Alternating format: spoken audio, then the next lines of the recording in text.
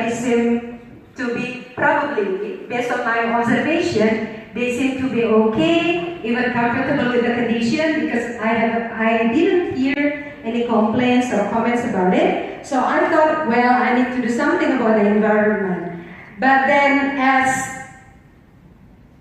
we were doing something about it, and then we got notification, which was actually very great news for us. The building was undergoing full rehabilitation in the year 2017. It was scheduled to finish in December, but it turned out to finish in March.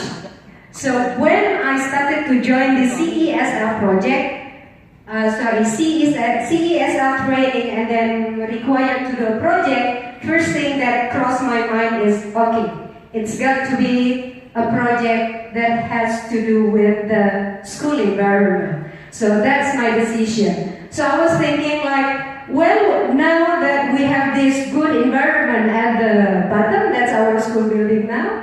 So I want to attempt to sustain the good environment that we are having now by increasing the environmental awareness of the school community.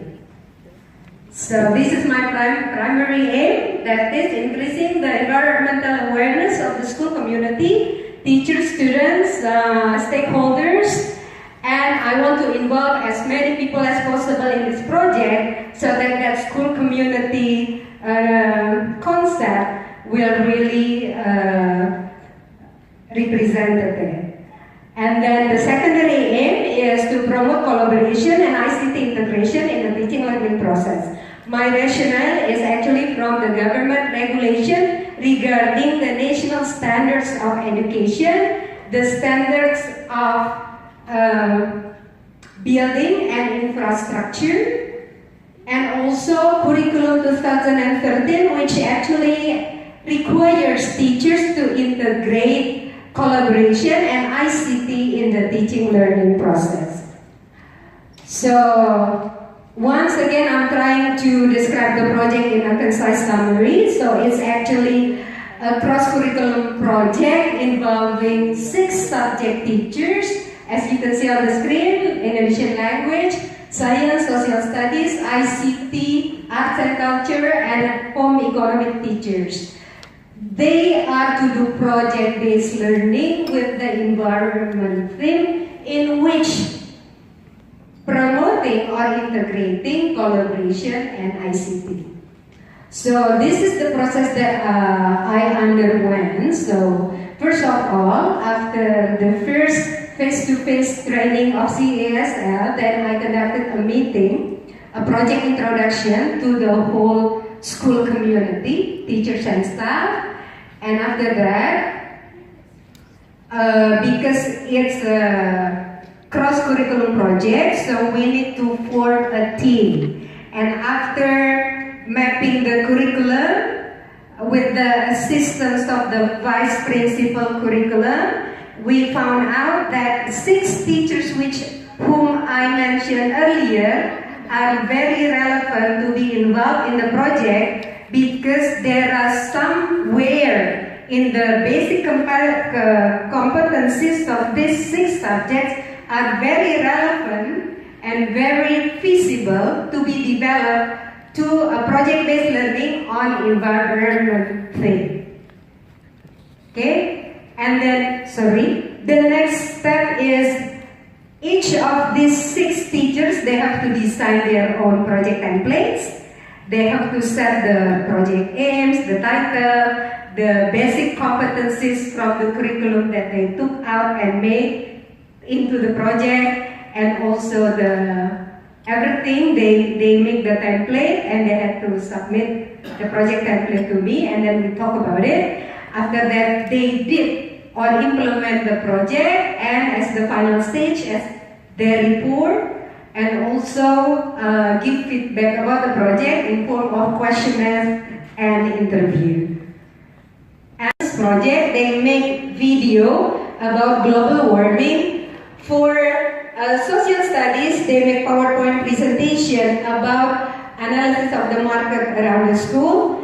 And then for the ICT, they made two products. The first one is digital poster, and the other one is digital documentations of the activities of other subjects which did not apply technology at all, like Indonesian language and home economics.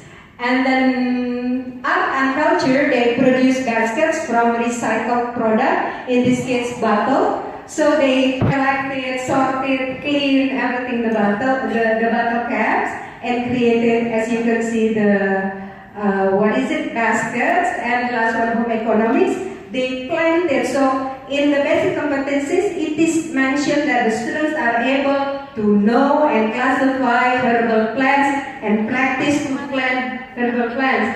So we're thinking about producing a herbal garden behind our school building. So these are the outcomes. So the first one is there is indeed, based on our observation, an increase in the environmental awareness of the school community. Students start to bring along their water bottle from home and refill it, so they didn't use disposable one. And the collaboration skills also enhance ICT skills, and students' active engagement and their creativity is fostered, and autonomous learning facilitated. To close my presentation, I would like to play a 1-minute video only. So it shows the different activities that were done during the project. 1 minute, or we can cut it. 45 seconds is okay.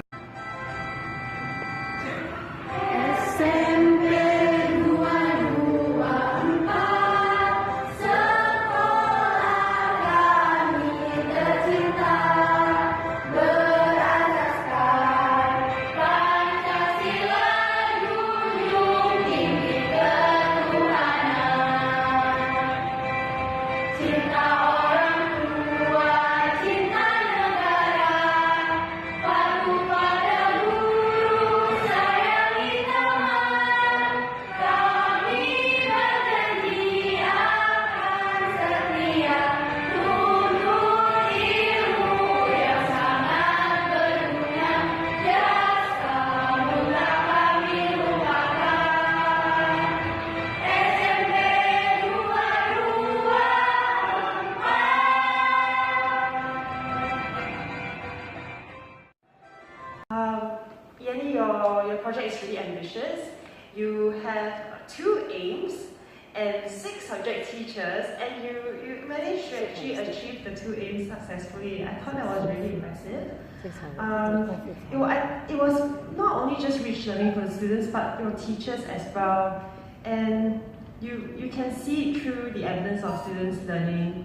And I think even though initially when you tried to analyze the underlying issues with teachers, you realize that the level of readiness is not there. But despite that, you actually empower them to actually implement it within that different subjects, and you did it successfully. And I love the end products of that. We see it in the science, the home econs, the arts, all the different products that came out of it. I thought that was really marvelous. Yeah, so I think you should continue this. I think it's a great way to learn project-based learning. It really facilitates that inquiry, learning, and that curiosity, not just in students, but also in teachers, as they get better in facilitating and supporting the process of learning in students. They also help to develop critical thinking skills, problem solving skills in them, and these are critical competencies that we need in the 21st century.